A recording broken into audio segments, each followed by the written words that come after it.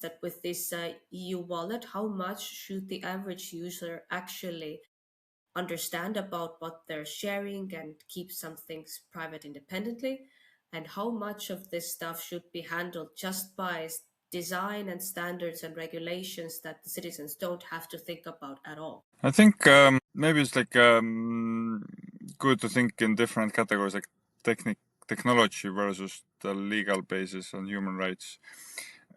And then different thinking in EU especially. We are like the most we're the region, the only region in the world which like cares most about privacy and people rights, and like we own our own data, and like citizens rights are more important than the business or companies' rights, which is not, and higher than the government's rights as well.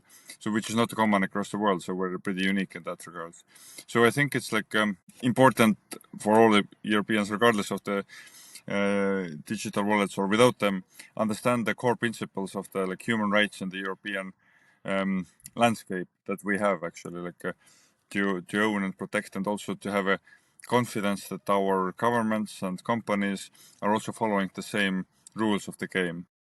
Again, we can talk about like cookies online, like on browser cookies, and it's like a joke, but actually I really love but also miss the fact that asking the question why these are there, and like if I'm understanding why these cookies are there, then actually I get that okay, technical implementation maybe is not the best to approve everything, but actually idea is really novel, and I really appreciate this idea that the people should not just steal my data and use it on their behalf.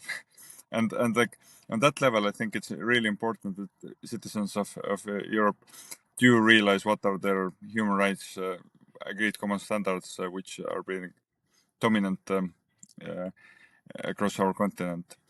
What's less important for everyone, each of us to learn, is like what are the technical standards, what are being followed, and going through the cryptography and like app protocols and stuff like that. For the fans, it should be open source, open protocol and open information. And again, that's something which helps to for the fans and like activists to dig into the code and find the possible errors and mistakes, and or verify that everything is clean. So again, it must be like the protocol wise, it has to be open for everyone. Otherwise, like again in Estonia, we do see that this like this last part is being sometimes abused by the politicians, where some parties are saying that like e-elections are not secure because someone can violate and modify the vote that you have given. And some people think it's like nonsense, but for some people it like works, and they start to believe these stories.